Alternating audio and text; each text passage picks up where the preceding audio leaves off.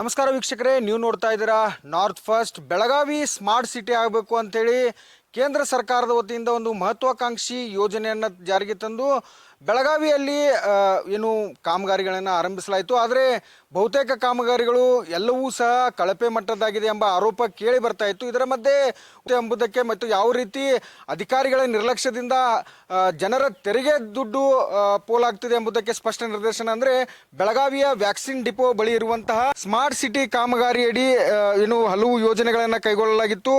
ಏನು ಎರಡನೇ ಪ್ಯಾಕೇಜ್ ಅಂದರೆ ಎರಡನೇ ಹಂತದಲ್ಲಿ ಪಾರಂಪರಿಕ ಉದ್ಯಾನವನ್ನು ಅಭಿವೃದ್ಧಿಪಡಿಸುವ ನಿಟ್ಟಿನಲ್ಲಿ ಈ ಏನು ವ್ಯಾಕ್ಸಿನ್ ಡಿಪೋ ಬಳಿ ಆ 4 ಎಕರೆ ಜಾಗದಲ್ಲಿ ಒಂದು ಗ್ರಾಮೀಣ ಭಾರತ ಅಂದರೆ ಗ್ರಾಮೀಣ ಭಾರತ ಯಾವ ರೀತಿ ಇರುತ್ತೆ ಎಂಬುದನ್ನು ತೋರಿಸುವ ನಿಟ್ಟಿನಲ್ಲಿ ಒಂದು ಯೋಜನೆಯನ್ನು ಕೈಗೊಳ್ಳಲಾಗಿತ್ತು. ಈ 4 ಎಕರೆ ಪ್ರದೇಶದಲ್ಲಿ ಈ ವಿವಿಧ ಕಲಾಕೃತಿಗಳನ್ನು ಅಂದರೆ ಗ್ರಾಮೀಣ ಪ್ರದೇಶದಲ್ಲಿ ಇರುವಂತಹ ಗ್ರಾಮೀಣ ಸಂಸ್ಕೃತಿಯನ್ನು ಬಿಂಬಿಸುವಂತಹ ಕಾಮಗಾರಿಗಳನ್ನು ಮತ್ತು ಆ ರೀತಿಯ ಕಲಾಕೃತಿಗಳನ್ನು ಇಲ್ಲಿ ಈ ಉದ್ಯಾನವನದಲ್ಲಿ ನಿರ್ಮಿಸಲಾಗಿತ್ತು. ಆದ್ರೇನು ಆರೋಗ್ಯ ಇಲಾಖೆ ಅಧಿಕಾರಿಗಳು ಮತ್ತು ಸ್ಮಾರ್ಟ್ ಸಿಟಿ ಅಧಿಕಾರಿಗಳ ತಿಕ್ಕಾಟದಿಂದ ಮತ್ತು ಅವರ ಸಮನ್ವಯ ಕೊರತೆಯಿಂದ ಈ ಯೋಜನೆ ಹಳ್ಳ ಹಿಡಿದಿದೆ ಅಂತಲೇ ಹೇಳ್ಬೋದು. ನೀವು ನೋಡ್ಬೋದು ದೃಶ್ಯದಲ್ಲಿ ಕೋಟ್ಯಾಂತರ ರೂಪಾಯಿ ವೆಚ್ಚದಲ್ಲಿ ನಿರ್ಮಿಸಿದಂತಹ ಈ ಕಲಾಕೃತಿಗಳೆಲ್ಲವೂ ಸಹ ಹಾಳಾಗಿ ಹೋಗಿದೆ.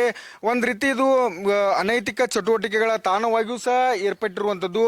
ಸುಮಾರು 4 ಎಕರೆ ಪ್ರದೇಶದಲ್ಲಿ ಈ ರೀತಿ ಹಲವು ಏನು ಕಲಾಕೃತಿಗಳಿವೆ. ಅವೆಲ್ಲವೂ ಸಹ ನಾನು ನಿಮಗೆ ತೋರಿಸ್ತಾ ಹೋಗ್ತೀನಿ. ನೀವು ನೋಡ್ಬೋದು ಬೆಳಗಾವಿ ಸ್ಮಾರ್ಟ್ ಸಿಟಿ ಲಿಮಿಟೆಡ್ ವತಿಯಿಂದ ಈ ಕಾಮಗಾರಿಗಳನ್ನು ಕೈಗೊಳ್ಳಲಾಗಿತ್ತು.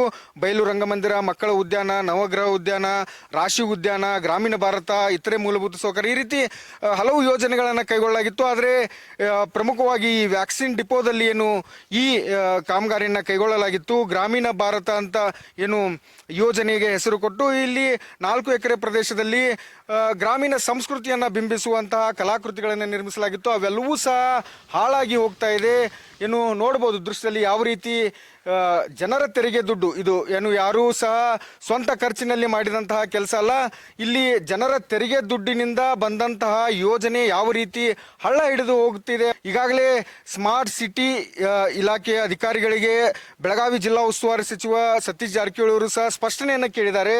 ಇತ್ತ ಅಭಯ್ ಪಾಟೀಲ್ ಅವರು ಸಹ ತಮ್ಮ ಕ್ಷೇತ್ರದಲ್ಲಿ ಒಂದು ಮಹತ್ವಾಕಾಂಕ್ಷಿ ಯೋಜನೆಯನ್ನು ತಂದರೂ ಸಹ ಈ ಉದ್ಯಾನವನ ಯಾವ ರೀತಿ ಈ ಗ್ರಾಮೀಣ ಭಾರತ, ಗ್ರಾಮೀಣ ಸಂಸ್ಕೃತಿ ಬಿಂಬಿಸುವಂತಹ ಉದ್ಯಾನವನ ಯಾವ ರೀತಿ ಹಳ್ಳ ಹಿಡಿದಿದೆ ಅಂತ ನೀವು ನೋಡ್ಬೋದು.